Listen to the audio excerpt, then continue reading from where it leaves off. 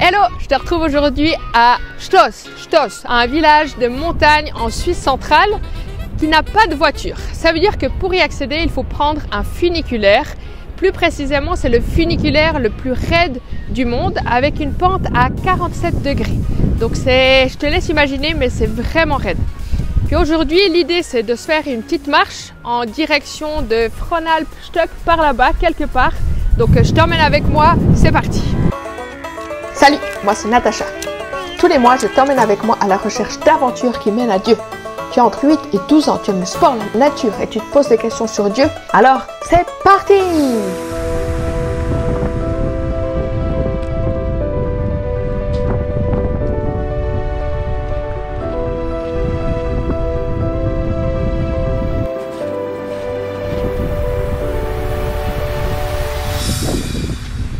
Comme vous le voyez, la vue est plutôt pas mal. Par contre, je crois que vous imaginez pas à quel point il y a du vent et que c'est fatigant. Mais on continue, on y est presque. Le fait de marcher là comme ça, oula, juste après Pâques, enfin pendant Pâques en l'occurrence, ça me fait penser aux disciples sur le chemin d'Emmaüs. Alors je sais pas si c'est une histoire que tu connais, mais je te laisse un petit moment pour réfléchir.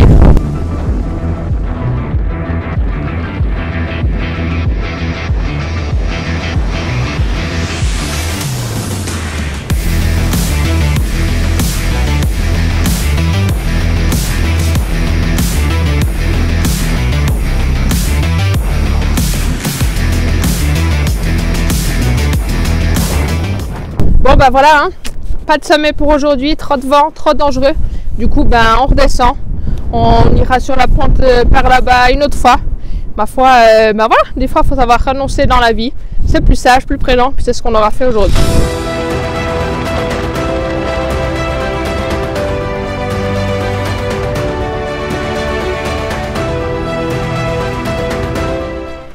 J'espère que tu as pu trouver cette histoire dans ta Bible et si ce n'est pas le cas, ce n'est pas trop grave parce que je vais te la raconter maintenant. Imagine-toi 2000 ans en arrière, le dimanche de Pâques. On a deux disciples qui sont en train de marcher sur un chemin en direction d'Emmaüs. C'est exactement à 2 heures de marche de Jérusalem. Ils sont en train de marcher comme je le fais maintenant, puis ils discutent. Ils discutent de ce qui vient de se passer ces derniers jours. Et là, on a une personne qui les rejoint, Jésus. Mais eux, ils ne le reconnaissent pas tout de suite. Ils commencent à marcher et Jésus leur demande de quoi est-ce qu'ils sont en train de parler. Ils leur disent, mais est-ce que tu es le seul homme dans toute la région qui ne sait pas ce qui s'est passé ces jours? Il leur répond, quoi donc? Alors là, les disciples commencent à lui expliquer. Eh bien, on a Jésus, le prophète, qui a été mis à mort par Pilate, le dirigeant de l'époque, mis dans un tombeau. Et puis là, ce matin même, on a les disciples de Jésus, Marie notamment, qui a dit qu'elle est allée au tombeau et là, plus personne, plus rien. Et que un ange lui est apparu pour lui dire que Jésus était vivant. Mais ils trouvent ça encore un petit peu bizarre. Alors Jésus, tranquillement, commence à leur réexpliquer tout ce qui était écrit dans la Bible, donc dans les prophètes, les livres qui ont été écrits avant. Il leur explique, il prend le temps de marcher avec eux et de leur expliquer tous ces événements-là. Arrive le moment où Jésus fait semblant de prendre un autre chemin, une autre direction. Là, les disciples essayent de le retenir. Ils lui demandent s'il ne peut pas souper avec eux. Jésus finit par accepter et ils vont manger tous ensemble. Une fois qu'ils sont à table, Jésus, comme à son habitude, rompt le pain. Et c'est à ce moment-là, et seulement à ce moment-là, que les disciples le reconnaissent, mais c'est aussi à ce moment-là que, bam, il disparaît. Alors là, ils ne comprennent pas trop ce qui se passe, mais ce qu'ils savent, c'est qu'au fond d'eux, dans leur cœur, il y avait vraiment quelque chose qui brûlait quand Jésus leur racontait toutes ces histoires. Stop! Tu trouves pas ça bizarre, toi? Bien sûr, leur cœur n'était pas en train de brûler, mais c'est une façon de parler, une sensation, tellement ils étaient en feu pour Jésus.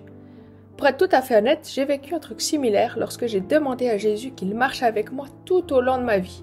Et toi aussi, tu peux lui demander en faisant une prière toute simple comme « Jésus, j'ai besoin que tu marches avec moi. Amen. » Et moi, avec cette histoire aujourd'hui, j'aimerais vous encourager à marcher avec Jésus comme les disciples l'ont fait sur le chemin d'Emmaüs.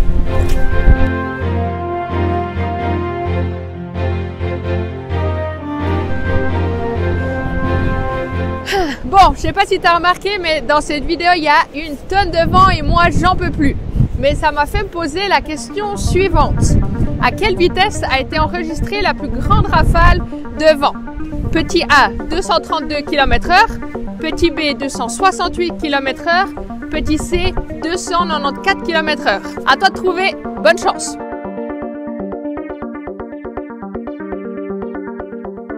La réponse est 268 km/h. C'est un record qui a été enregistré au col du Grand Saint-Bernard. Peut-être que ça te dit quelque chose. Eh mais salut! Bon, attends, je ferme la porte. Aujourd'hui, on n'a plus Jésus qui est là et qui peut marcher physiquement à nos côtés. Mais il nous a laissé la Bible et puis son Saint-Esprit pour nous accompagner sur le chemin, sur notre vie de foi avec lui. On n'a peut-être pas toutes les réponses à nos questions, mais une bonne partie.